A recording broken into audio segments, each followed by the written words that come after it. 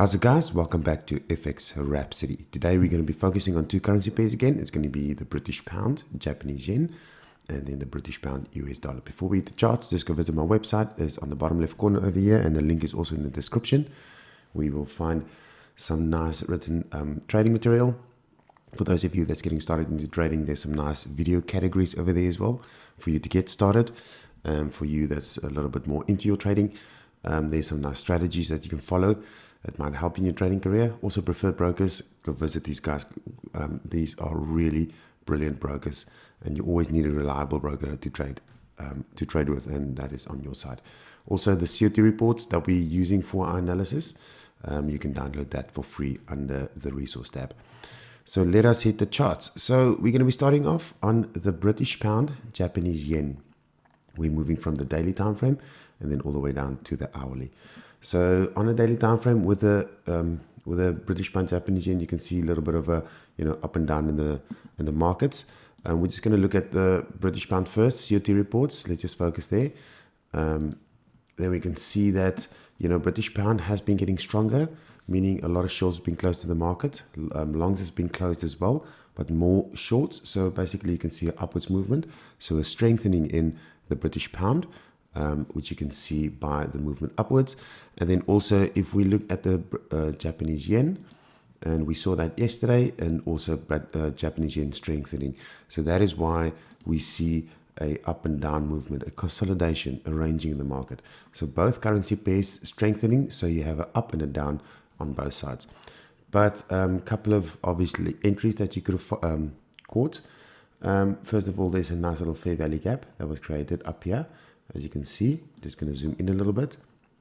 Okay, there we just pull it like that. So you have a downwards movement of the candle, breaking a little bit of a structure over here, creating a fair value gap, price going down, moving up into that area of the fair value gap, and that is a sell opportunity down there. Where's your target? Your target is obviously this bottom fair value gap that was created, and as you can see, price just going into that area in the market. So let us move to the 4-hour time frame and see what's happening over there. 4-hour time frame, not a lot to speak of. I'm just going to show you that downwards movement, and on the daily time frame that we looked at this the fair value gap. If you move to the side to the left, you can see there's the gap, and that is a fair value gap that has not been filled. Like I've said before, a lot of times fair value gaps gets filled when it happens, and straight away basically. But then there's lots of times that fair value gaps are there for your target areas. And as you can see in the 4-hour, there was a fair value gap that was formed, price going up, not reaching that area or not touching it. And eventually we can see the fair value gap being filled on that side. And that is going to be your target area. And that is why I always tell you, it's either a trigger for entry or a target for exit. 1-hour time frame.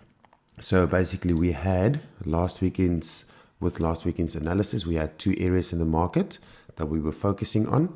So those two areas, as you can see, price moving up slowly. So a couple of entry areas that you could have had in the market. So first of all, as we can see again, the imbalance, a fair value gap being formed in the market, price going up, going into that area, touching that, and that is your trigger for entry. Beautiful little entry, and that's going to be, well, for those of you that caught that entry, could have just ridden it out all the way to the top. Second entry, if you had to miss that one, would have been where that fair value gap was reached or touched, created obviously the low. Okay, so you have a low over there, and then price went up, and as you can see, it created a high. So you had a swing low, swing high, price going down again into the 62% area, where another beautiful entry could have been caught, and again, you would just ride your trade out. Just wanted to highlight over here, there's a high on this area that price is moving towards. So that high has not been taken out in the market. Just going to take all of this out so we can see it more clearly. So there's a high. So all these previous highs has been taken out in the market, and that was the previous high. So I'm just going to draw it out or make it longer for you. And as you can see, that previous high was taken out. So liquidity being hunted by price action. So now we have this area in the market that is still that's still there. Basically, liquidity has not been tapped yet. So I'm going to have, just ending this week, analysis for this currency pair, I'm just going to have a short little area in the market that I'm going to be focusing on.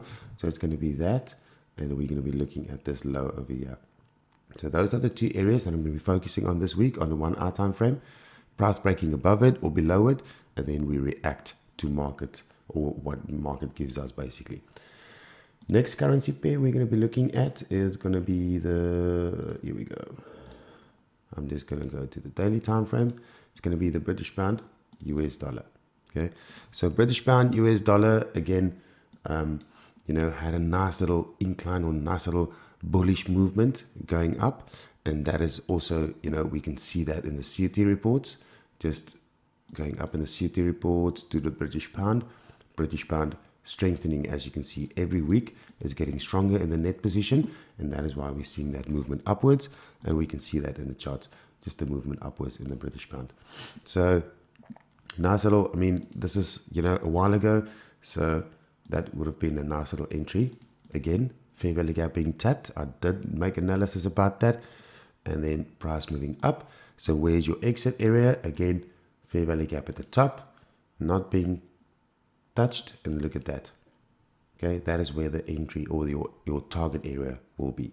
Okay, so now let us move on and just take this out so it doesn't reflect on the previous or the lower time frames. So let's look at the 4 hour time frame. Okay, 4 hour time frame, I'm just gonna zoom out a little bit because I want to show you that this is how, you know, price action works. Okay, price action always takes out liquidity. So we had a high, which was there. Okay, I'm just going to show you. So price went up, came down, and then it started taking out. Price action just hunting that areas, taking out that high. If we zoom out a little bit more, there's another area in the market that price action went and it took out. So it's just, you know, taking out all these highs in the market.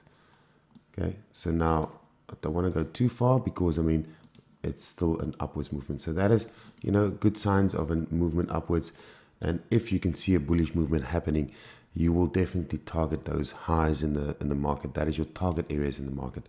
Okay, nice little fair value gap that we were speaking about in the daily time frame. Price hitting that, going up. So your target areas will obviously be, you know, these highs in the market. That's the first, or that was the one that was taken out. So have an entry over here, and now you're focusing on your next high, which is over here, and then so forth, right? So those are nice target areas that always, you know, that you always need to look out for. If you see a bullish movement or a bearish movement in the market, an uptrend or a downtrend, just look at those highs and see what price does when it comes to those areas. Okay, zooming in a little bit on the 1 hour time frame. This was the area, obviously, that we were focusing on, you know, when the previous analysis ended last week. We obviously had a gap, and always look for these gap, and you can see this gap being filled. So that's a nice little, you know, small little trade entry in the beginning of the week, and then price started moving downwards, and then eventually started moving up. So you can see this nice area, and then a retracement over there. I'm just going to highlight it out for you. So always have your retracements, your Fibonacci. If price moves up, just make sure you pull your Fibonacci from your low to your high, and as you can see over here, price just nicely tapping into that 62% area, not going past it. So that's a nice little entry that you could have taken, and then price shot up. Okay, that's the first entry. Just going to do that. Second entry is obviously, okay, just do this. I'm going to show you, there's a nice little, there was a nice structure, and as you can see, right about there, structure being broken with a nice big bullish bullish candle, correct? And then price moving down into that fair value gap area. Okay, that's it. So entry right over there, price going up, coming down into that fair value gap again, and then it started consolidating. And then so let's say you were in a sell over here, so you have a nice little retracement area. So a buy. So buy up, and then price shot up to that side, price coming down to this fair value gap at the bottom again. So now we look for a swing high, swing low. Okay, so that's a nice big swing high, nice big swing low, retracement to the 62% area. Okay, right about there. Nice little entry downwards, price coming up again, and I'm just going to move it to the side. And as you can see, price not, you know, going past your 79%, so that is still a nice little active second entry if you could have taken it, and then price going down, you know, for a nice little amount of pips you could have caught. Price coming up again, so still we're seeing that consolidation in the market. Now we're going to be focusing on, like we saw on a daily, daily time frame, is just moving upwards, but we still have liquidity that price can go. So price might still move up on the British pound, but again, time will tell.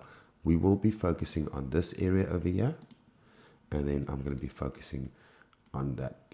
I'm just going to not make it too high. So there we go. Let's focus on this consolidation block. I'm going to be focusing on that. If price moves down, you know, react to the market. If price goes up, and react to the market. And by reacting, I mean, you know, use your Fibonacci, use your fair value gaps. Those are the two methods that we're going to be looking at placing our trades. So that's all from our side today, guys. I hope you enjoyed this analysis. If you did, don't forget to hit that like button, hit the subscribe button, hit the notification bell. Show me some love by hitting that super thanks. And I will be seeing you in the next video. So guys, I hope you've been having a wonderful weekend. Stay safe and happy trading, guys.